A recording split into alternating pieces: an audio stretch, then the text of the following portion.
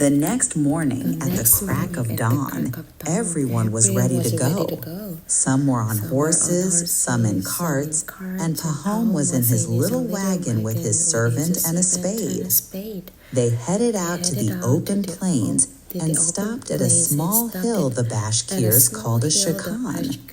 The chief pointed out toward the horizon and said, "Look, everything you see is ours. Pick any part you want." Pahom's eyes practically popped out of his head. The soil was rich, black, and perfectly flat, with grass growing waist-high in some spots. It was a farmer's dream. The chief took off his fox fur hat, dropped it on the ground, and said, "This is your starting line and your finish line. Whatever area you circle back to is yours." Pahom put his 1,000 rubles on the hat. He took off his heavy coat, tucked some bread in his shirt, tied a water bottle to his belt, and grabbed his spade. He stood there for a second, trying to decide which way to go. It all looked so good. Finally, he decided to head east, toward the rising sun. Better to move while it's still cool, he thought. As soon as the first rays of sun hit the horizon, Pahom took off. He started at a steady pace, not too fast, not too slow. Every 1,000 yards or so, he'd stop, dig a hole, and pile up the chunks of turf to make a clear marker.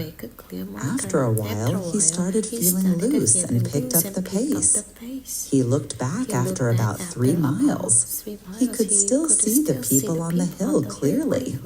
It was getting warmer, so he ditched his undershirt and kept going.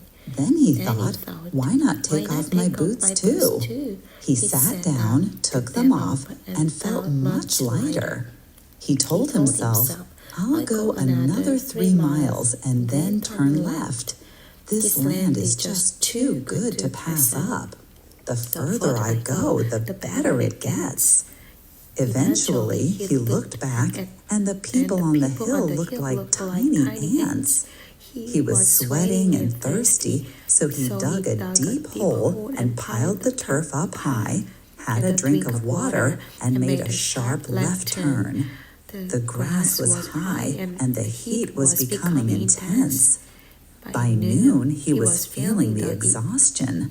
He sat down for a quick lunch, just some bread and water. He made sure not to lie down, though. He knew that if he did, he'd definitely fall asleep. After a quick break, he kept pushing. He told himself, a few hours of suffering for a lifetime of comfort.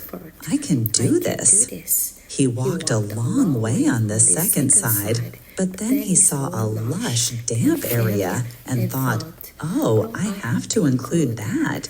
Flax would grow so well there. So he went even further out of his way just to grab that extra bit of land.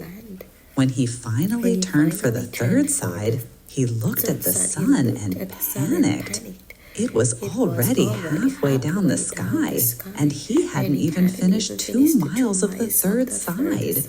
He was still 10 miles away from the finish line.